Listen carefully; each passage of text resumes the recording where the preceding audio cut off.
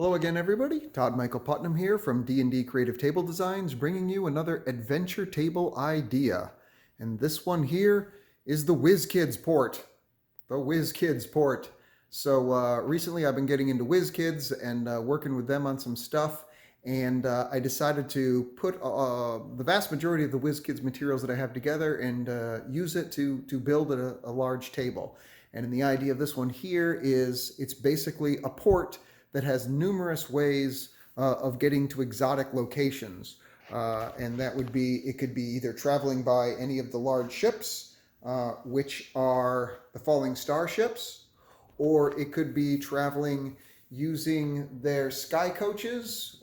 They're like little fast Corsair spelljammer type ships that they have, roaming from this Skyport that they have that I built. Or people could get around using their swamp gas balloon that launches from off of the top of their large tower. So there's many ways to get in and out of the Wizkids Port. The whole idea behind it being that it can travel to basically any exotic location using almost any method. So as far as the materials that I have in here, of course, I said I've used the large ships. I also used the stone bridge. This is not all the stone bridge. There's also support things that can make it up larger or higher than this, but in this case, that's the only sections of it that I used. And then I used their Wizkids Town and Village from Warlock. The stone floors, the stone and wood floors, you can flip them to be either side. And that's for making the docks. And then also I made multiple buildings, a tavern in here, and people's homes, and a forge set and stuff like that. And then the streets themselves were made from the market square from Warlock. And basically all of it combined builds together a pretty big map. Oh, and also that reminds me, I'm using two of their new maps. This is their ocean map, which has a real turbulent look to it. So it's really good for like stormy adventures and stuff like that. The little waves that are here, those are not Wizkids. Those I got from Griffin Co. And I can turn that around so you can take a look at it. Those are from Griffin Co. I got those and painted them up, and they look great just to add that extra turbulent look to things. And then the trees are just from Monster Fight Club.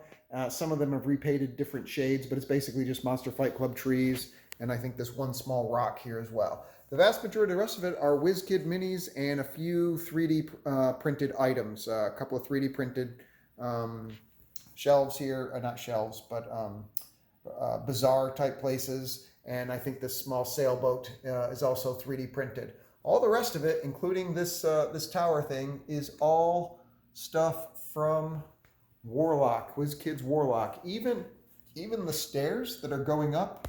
If you look at this one right here, the bridge comes out to it, and it goes up to the first level where the sky coaches will dock, and then there's a second staircase that goes up to the top level where yet another terminal exists for the sky coaches to come, so it can handle more than one at a time at various levels.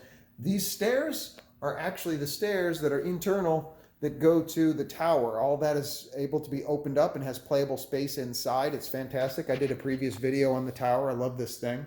But in this case, since I didn't need the stairs from the inside, I thought they made a perfect little extra addendum here in order to bring this tower to life, the Skyport, we'll call it, to life. And then this is just a 3D little printed telescope I put on the top of it, like they're looking for incoming ships or anything like that. So that's basically it. That is the Wizkids Port. Took a few hours to build, but man, you could do all kinds of adventures here if you think about it.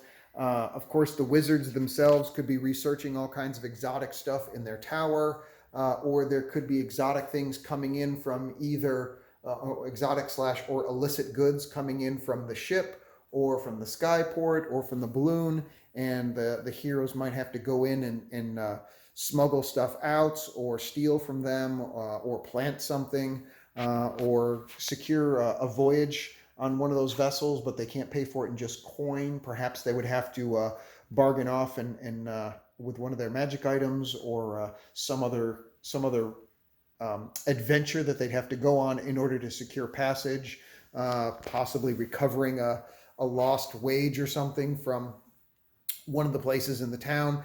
Anytime you have large groups of people, and that's what I attempted to do here, is to create a bustling town effect.